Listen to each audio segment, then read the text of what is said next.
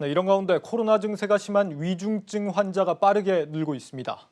이에 대응해 정부가 중환자 병실을 늘리면서 일반 환자 수술이 밀릴 수 있다는 우려까지 나오고 있습니다. 김수진 기자입니다. 정부는 지난 8일부터 수도권 거리두기를 2.5단계로 격상했습니다. 하지만 거리두기 효과는 미미한 상황.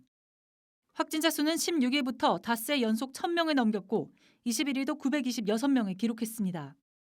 환자 한 명이 몇 명을 감염시키는지를 뜻하는 감염 재생산 지수는 1 이하여야 환자 수가 줄어드는데 19일 기준으로 감염 재생산 지수는 여전히 1.2 수준입니다. 현재 코로나 증상이 심각하지 않은 경증 환자는 생활치료센터로 가게 되며 이곳의 자리는 크게 모자라지 않지만 문제는 병원에 입원해야 하는 위중증 환자입니다. 6일 0시 기준 국내 코로나19 위중증 환자 수는 125명이었지만 21일 0시 기준 환자 수는 274명. 보름 사이 119.2%가 늘었습니다.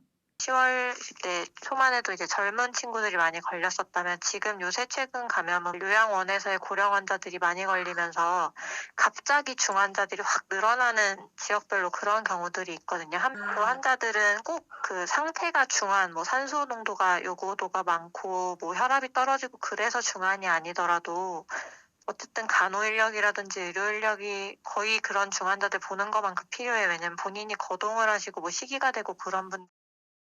코로나 위중증 환자뿐 아니라 65세 이상 고령자나 기저질환이 있는 일반 중환자 역시 병상이 부족합니다. 19일 오후 8시 기준 서울에 남아있는 중환자 병상은 0개. 지난 2월 대구 경북 지역에서 병상 부족을 겪었던 사태가 되풀이되고 있습니다.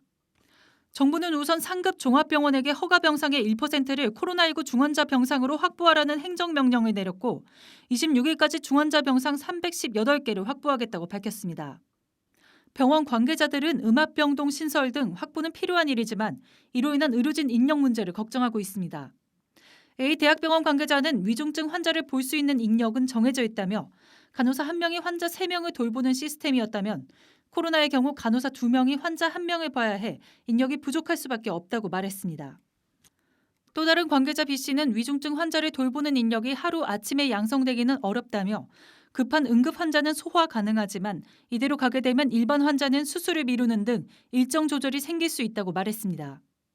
코로나19 위중증 환자 확산세가 꺾이지 않는 한 정부가 확보하겠다는 코로나 위중증 환자 병상은 물론 병상 자체와 인력이 부족하다는 우려는 계속 커질 것으로 보입니다.